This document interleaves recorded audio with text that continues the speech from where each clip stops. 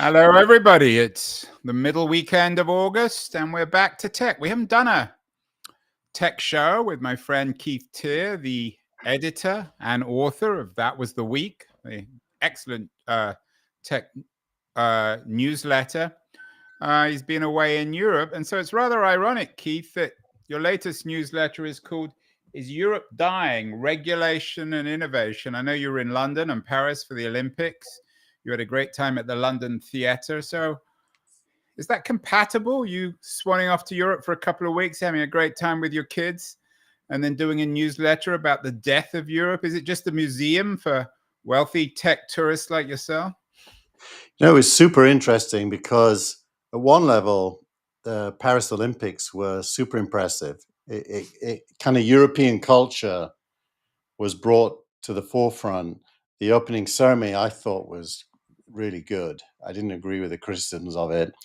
And I thought the French did a fantastic job of elevating humanity up to this level of we're all human and we're all competing, and we can compete and love each other at the same time.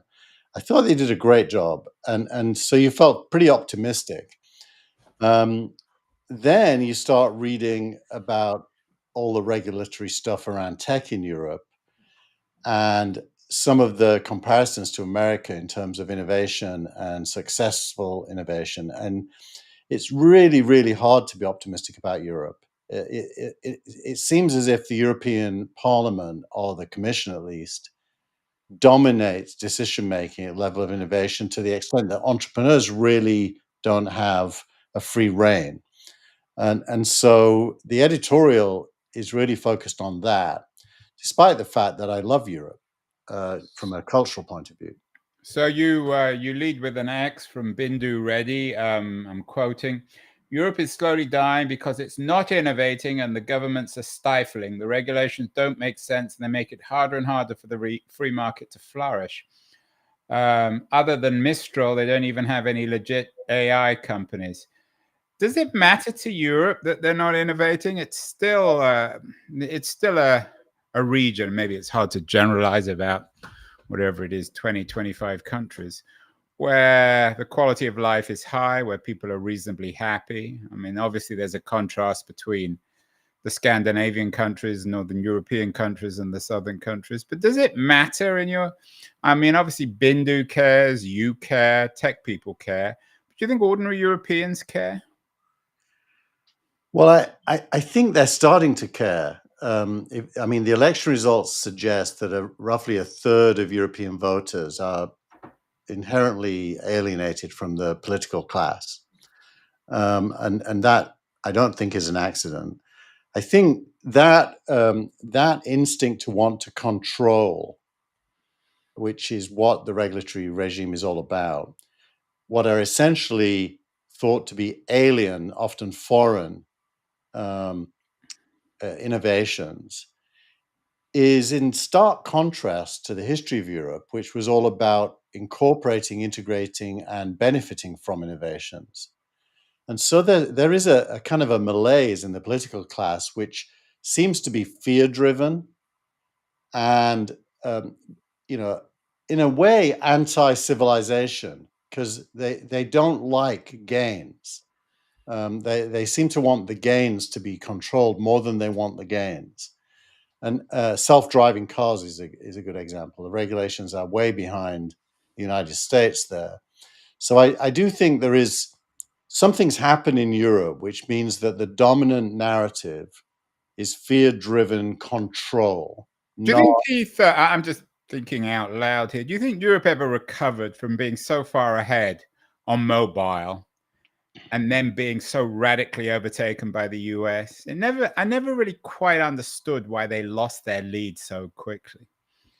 Yeah, it's super interesting. I remember when I don't know when you came to the US, but I came in '96, and I remember getting an AT&T account and being shocked at how primitive mobile was in the US, and how non-existent, for example, SMS messaging was, and also how primitive banking was. And it, what really happened is the US, just due to the internet, I think mainly, leapfrogged. But by the way, it's not just the US. If you go to somewhere like South Africa, it also leapfrogged. So it's almost any place that innovated later. Europe was very advanced from the 80s. Remember, France had Minitel before the internet, which was the electronic yellow pages, basically. So Europe was super advanced, but that meant that when the true technical innovations broke out in the early to mid 90s, Europe had already invested, but America hadn't. But in your generalization, you're saying Europe used to be innovative. You have a quote in this week's newsletter from Leon Blum, early 20th century French socialist. He wrote, "The essence of American capitalism is to allow the rapid emergence of new companies. The essence of European capitalism is to do everything so that old companies do not die." So it doesn't sound to me, I mean, he could have written that today. It doesn't sound as if anything much has changed over 100 years. Well, but what has changed is that that's a socialist saying that. Can you imagine a Democrat today championing allowing the emergence of new companies? In other words, being pro-innovation. Well, Reid Hoffman is one of the major funders of the Democratic Party. Many people in Silicon Valley are pro-Democrat. Yeah, but factor in our good friend at the FTC, Lena Khan, and your favorite girlfriend, Keith. Yeah. Your graduate student girlfriend. I mean, Lena Khan basically, I don't know, she probably would agree with this statement, but her method is to try to control, similar to the Europeans. Yeah, you were out. I don't know if you saw this piece. It's not in the newsletter, but Hoffman, I think, got, I don't say caught, but exposed, arguing that he was going to give money, I think, to the Harris campaign, but he was strongly ambivalent about Khan and her role in a new administration. So there are many people, I don't know if they're on the left or progressive in Silicon Valley, but they're certainly no great friend of Lena Khan. I think that's true, but I think the Democratic Party, gosh, this is showing my age, but I'm blanking on the name of the more senior female Democrat who promoted Khan, well-known woman who almost... Nancy Pelosi, Hillary Clinton, Kamala Harris. No, none of those. Gosh, I'm shocked that I'm blanking on the name because she's super well-known, but the one who always focuses on the credit card companies. Yeah, the Massachusetts senator. Yeah. Can you remember her name? They're both as bad as each other. Yeah. Anyway. Anyway, there is that block within the Democratic Party which takes it, there's a theory which you'll be familiar with in sociology called state monopoly capitalism. And it's basically the idea that the enemy of normal people is big companies. And I think that that's a mistake. But it runs through the ideology of that part of the Democratic Party. So in the newsletter this week, is Europe dying? Of course, Britain is part of Europe, but it's not part of the EU. Another piece in this week's newsletter is about the UK neobank Revolut, that's valued at $45 billion after its secondary market sale. I mean, London, I think, still leads on fintech. Would you include the UK? I know you spent some time in London after the French Olympics. Would you include the death of the UK in terms of innovation with Europe? Do you include the UK within Europe in this? Yeah. I think you have to dig a little bit deep into recent UK policy, both Conservative and Labour, to kind of answer that question. The short answer is yes, I would. However, it's significantly better than the rest of Europe in permitting innovation. For example, in the UK, the banks are forced to support a sandbox and APIs that allow uprising banks like Revolut to get into business. The cable companies are forced to share their cable head ends with upstarts. So there is a kind of a pro-competitive startup bent, if you will, in the UK.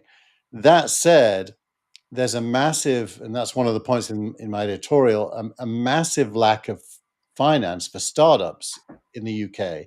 UK is better than the rest of Europe there, but it's still the case that pension funds, for example, which are the dominant investor in venture capital here in the States, are not allowed to invest in venture capital in the UK due to regulations that don't allow them to pay 2% in fees.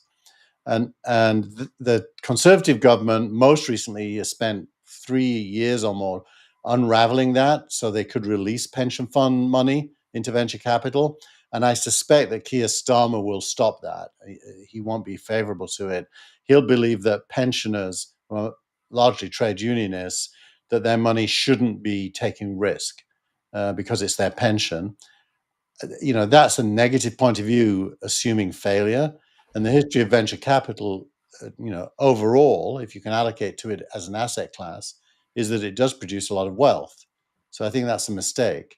That lack of risk, I think, is the main differentiation between America and China, actually, on the one hand, and Europe on the other. That lack of risk appetite, the fear that risk will end in a bad outcome. So, Keith, it's funny, your editorial is entitled, or the newsletter this week is entitled, "Is Europe Dying? Regulation and Innovation." And yet the editorial, in many ways, focuses on a small little American tech startup called Google, which you suggest is being unfairly treated by the US government. Before we get to the Google case, is Europe then, in this sense, in your view, becoming more like, is the US becoming more like Europe? I think it is. The political class, and by that I really mean the democratic establishment, because I think they do govern and will continue to govern. The political class is inherently focused on containing tech. Crypto is a great example. Google's another example. I think there's going to be antitrust cases all over the place.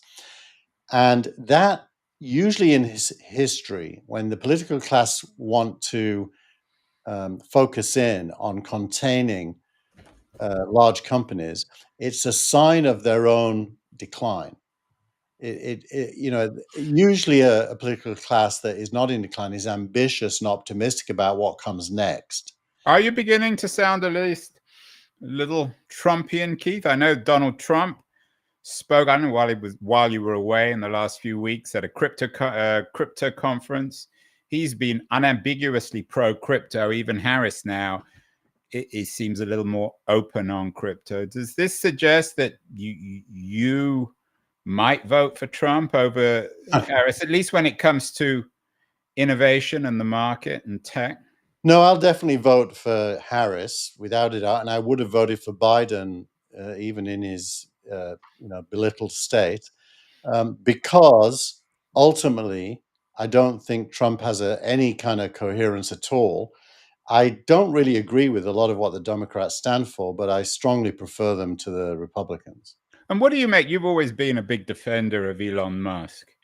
What do you make of, you don't have any pieces on Musk in this newsletter, but we have an X of the week, which we'll come to. What do you make of Musk's increasingly overt support for Trump? This week, he had a live interview on X that was a bit of a technical fiasco. Yeah. It generated a lot of interest and millions of views. Yeah, I think they overcame the technical stuff pretty quickly. I mean, it was impressive. They had more than 1 million people listening live once they fixed it. But look, Musk is in a difficult situation. His core belief is that you need to preserve free speech. That's his core belief. His ownership of Twitter is really a personal platform for free speech. And his own speech... An expensive one. How much did it cost him? 45 bill? I think it cost him nothing, actually, because he got more than that in his reward from Tesla. But let's assume it cost him 45 billion, but in his head, it probably cost him nothing. I think, the platform for free speech, which he abuses a lot, I'm using abuse there, not in a negative sense, but he really leverages his ability to speak freely. That's his core. Now, if you look at that issue of free speech, the Republicans are far more favorable to it than the Democrats. The Democrats, at their core, embody what is often called cancel culture. and consider that misinformation is a Democratic word more than a Republican word. Opinions they disagree with, and especially ones which are harmful or Yeah, I don't agree with you on this one, Keith. But anyway, this is to but say I'm the giving, least I of mean, me. the short answer is that I'm giving him a pass because I think if you're him, that's the only thing you could do. You couldn't really support the Democrats with his point of view. So, as I said, your editorial focuses on the Google case. You were away for a couple of weeks. You're unambiguously critical of the decision by a judge to, I don't know what the best way to describe it is, to accept that Google Find them guilty. Found them found guilty. them guilty of monopolistic practices. I don't want to. You and I have been talking about this the last couple of days. I don't want to get into your own particular theory about Google because I find it a little bit odd. But especially given that my wife is a senior lawyer at Google, so I know the inside story, which I obviously can't reveal. But what most troubles you about this decision on antitrust and Google? Is it innovation? Is it going to kill innovation? Kent Walker, who runs legal at Google, made it very clear that ultimately, in his view, this decision could be bad for consumers. Well, I think what worries me the most is Google, in my opinion, and I think this is super hard to disagree with, has been a force for good since its formation. It has brought to us the ability to collect, index, search, and retrieve information at a scale that boosts our ability as human beings compared to what was there before in a huge way. So Google and you know think of things like Google Docs, their Excel, Word, and PowerPoint clones that are cloud based. Think about Gmail. Google is overall a massive force for good. And if I was to criticize Google, I would want to look at what else it could be doing as a force for good, as opposed to saying it's too big. And I think there's an ideological imperative led by the FTC to say it's too big. I But think this wasn't a Lena Khan well, case. in a way, there's a division of labor between the DOJ and the FTC, and this was a DOJ initiative. You're right, but they're kind of a tag team or a relay race, if you will. They pick their fights and they talk about it beforehand. Who should pick which fight? This is a DOJ fight. The judge, um, had to shrink the terms, or the prosecution as well, had to shrink the terms in order to even have a case. Initially, it was Google has a monopoly in search. Then it was Google has a monopoly in mobile search. And it ended up with Google has a monopoly in browser based mobile search, which is Chrome and Safari based. And therefore, the payment to Apple became a key point. So they had to redefine the meaning of the market to find a case. And then they found them guilty of having a monopoly in browser based mobile search. Now, if you think about search on mobile and ask the question, how much of that goes through a browser? Whatever we think the numbers are, they're declining as a percentage of the whole. The Amazon app, the Facebook app, and the TikTok app have a lot more searches than Safari or Chrome. And so this idea that search is owned by Google is at its core, I think, false. So, Keith, it's an interesting argument. Given that this case is going to take years to be resolved, at best 3 to 5 years, Yeah. given the speed of technology, given AI, given the way in which AI is reshaping the nature of search with companies like Perplexity, as well as Google's own AI initiatives and OpenAI, will this decision, whatever happens, does it actually make any difference to anyone or anything?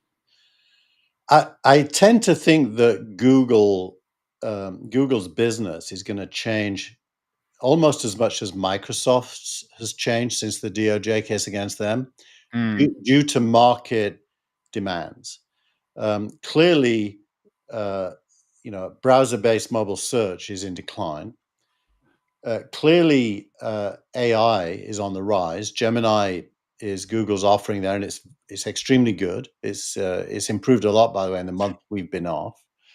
And the business is going to be transformed. Whether Google managed to retain a leading position is open to question, at the very least.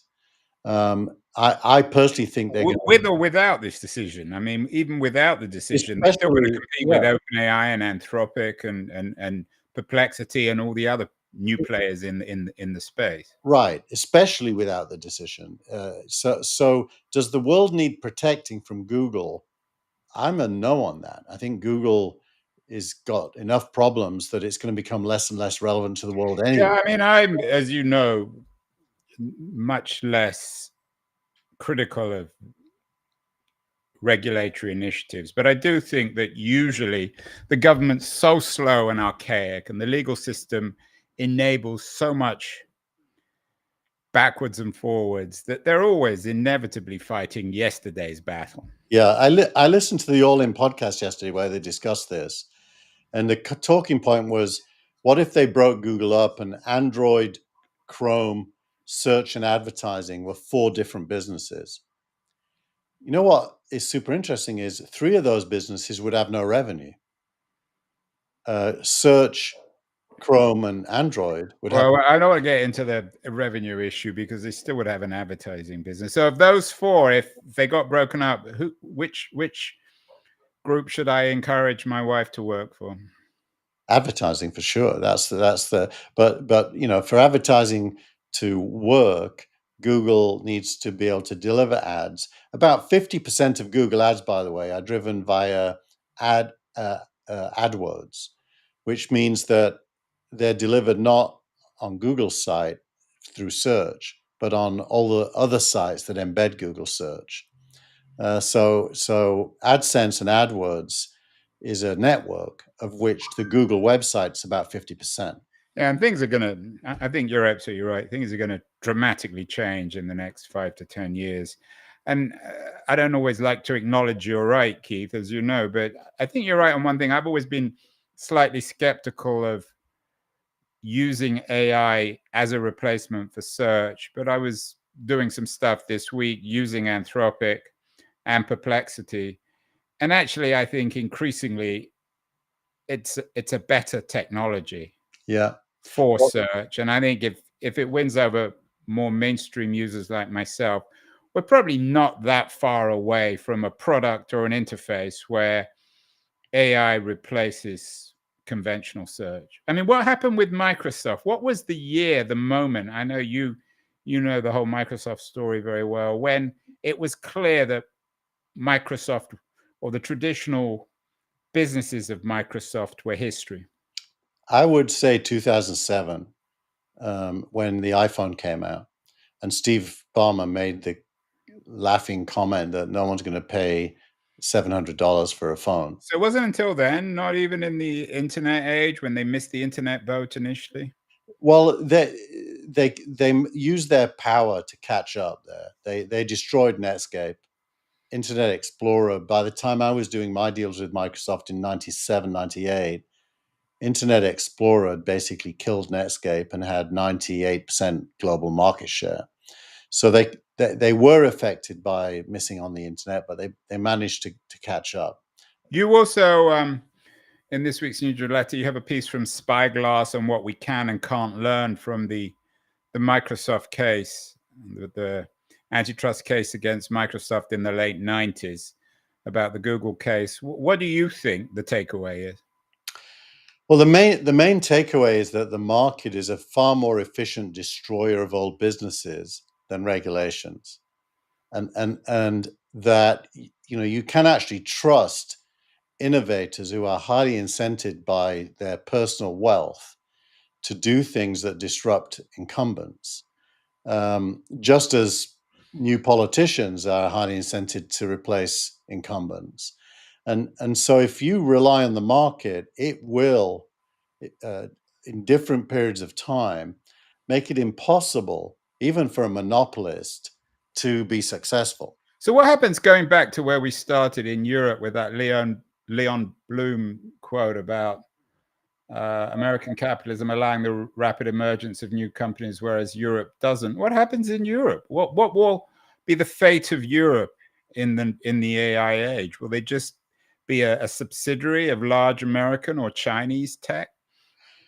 A lot depends on politics. I mean, anything can change, but as long as the political elites in Europe feel disadvantaged vis-a-vis American big tech and try to control it as their primary effort, and don't release capital to compete, which is all locked up in pension funds, it's going to be super hard for Europe to, So it'd be more of the same. I don't know what the numbers are. It's over 90% of Europeans use Google. I think there's a bigger monopoly in Europe, if that's the right word, than the US, because Bing isn't as powerful there. So this will just be more of that. Europeans will want to use these AI products, and they'll all be owned by American or Chinese companies. Yeah, and I think if America goes down the path that it's starting to go down, China will end up being the beneficiary. I think, yeah, and I think one of the interesting things about the election, I don't want to talk politics too much here, but it's increasingly looking like a TikTok election. And of course, TikTok is not an American company. So finally, we have an American election being shaped, influenced by non-American tech. Maybe we'll talk about that. Yeah, another time. and by the way, Harris announced to big applause that she's joined TikTok. Yeah, and I'm sure, is Trump on TikTok? I mean, he has some problems because of his hostility to China. But Yeah, I actually don't know the answer to that. Someone, one of our listeners, should tell us. one other piece before we get to Startup of the Week and X of the Week. Interesting piece in Axios about independent journalists, the independent journalist era taking off, with references to Substack. That was an interesting piece. We've talked about this endlessly, about Substack replacing traditional journalism. What do you make of the Axios piece? And what do you make of media startups like Free Press that seem really now to have some scale? I mean, they're making millions of dollars a year. Yeah, firstly, it's notable that Axios is writing about Substack. Axios has often written about the New York Times.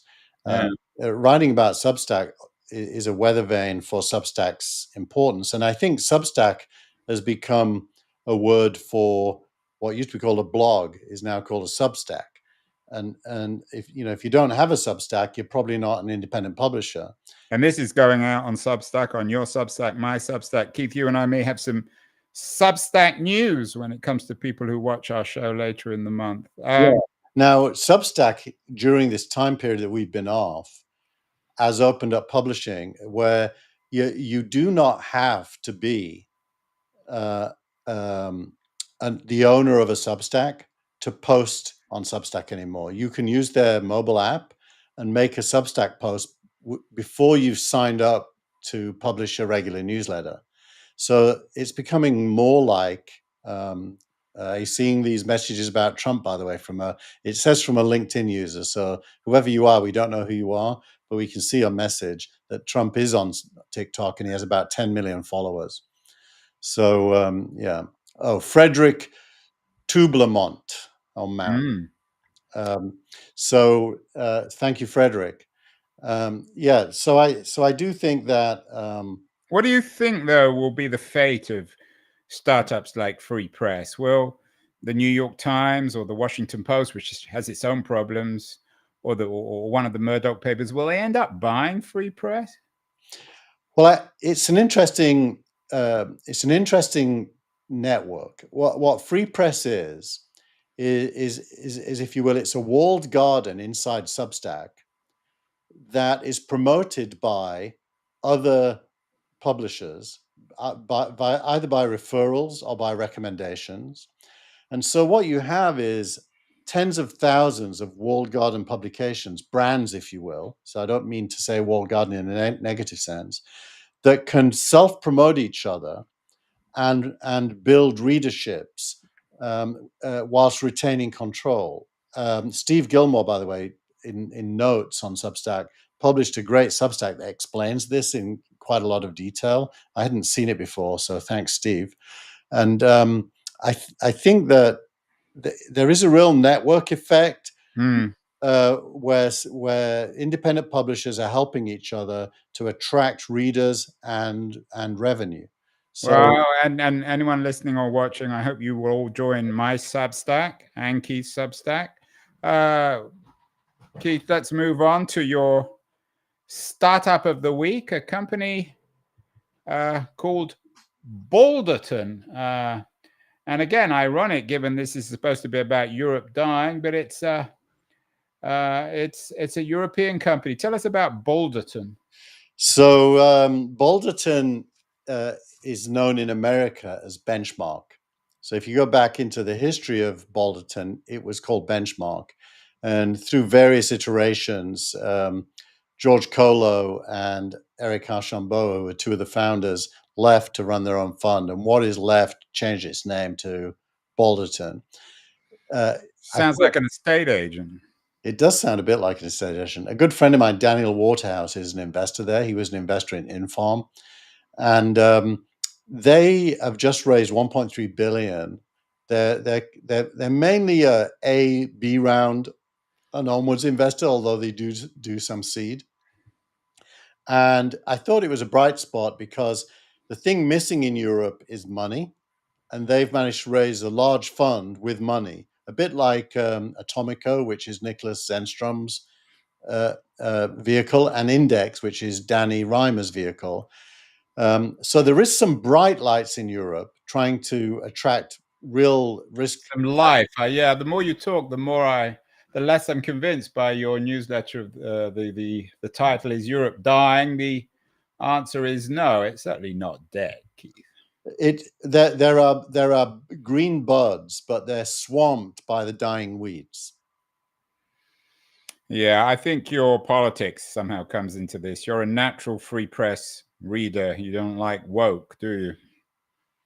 Well, I'm an anti-racist. I'm pro-women's rights. I'm pro-gay rights. I don't think trans people should be forced to be not trans, although I don't agree that I don't want to redefine biological sex, but I'm all for people I bet you're in favor of regulating Manchester City Football Club. I'm in favor of them being punished if they broke the rules, that's for sure. Well, finally, X of the week, and we started with Bindu Reddy. We'll end with her. Her point was you call her an accomplished Silicon Valley technical founder. She was very pessimistic about Europe. She said Europe is slowly dying. And you end with a tweet from her, an X from her, about the LLM and AGI hype is so over the top that even data science teams are forgetting that LLMs cannot do tabular data ML. So what does that mean? Translate that for ordinary people, Keith. Well, tabular data is basically like a spreadsheet, is the simplest form of it, but a database is also tabular data. And tabular data tends to have numbers in it as well as classifications and other stuff. And an LLM is something that reads free text. And the point she's making is that if your data is organized into tables with logic, there's almost no chance that an LLM will be able to read, understand, interpret, forecast from, and predict things from your data. That's certainly true at SignalRank. We do not use LLMs for our predictions because they wouldn't work. You can give the LLMs your predictions, have it talk about them, but it can't make the predictions. And so she is, and I should just acknowledge that many years ago in 2005, actually, when Mike Carrington and I collaborated on TechCrunch and a company called Edgio, was the competitor was Bindu Reddy's Google initiative called Structured Data. So she's a structured data person, just like Edgio was. So she goes way back. She's a data nerd for sure. And she's now the CEO of an AI company offering services to allow, Abacus AI. yeah. She So calls it the world's first AI super assistant for enterprises and professionals. right. So I'm not she's sure it's the first. I think a lot of people are trying to do that, aren't they? well, she's successfully doing it, and data is a big part of what she wants to do. Same for me. So I like what she's doing. I like this post because it you know, in a world where AI has become this label for everything and LLMs are assumed to be good at everything, she's distinguishing between what it's good for and what it isn't, which I like. Well, Keith, next weekend or in the next couple of weeks, it's a big event for you. We won't mention how old you are, but it's a significant birthday. We will talk again next week. I know you got a birthday party next weekend, which I will attend, and have a great week. And we will talk next Friday. Thanks so much, Keith. And I'm not convinced that Europe's dying because you just came back from it, but maybe you're right. Thank you so much. Great to be back.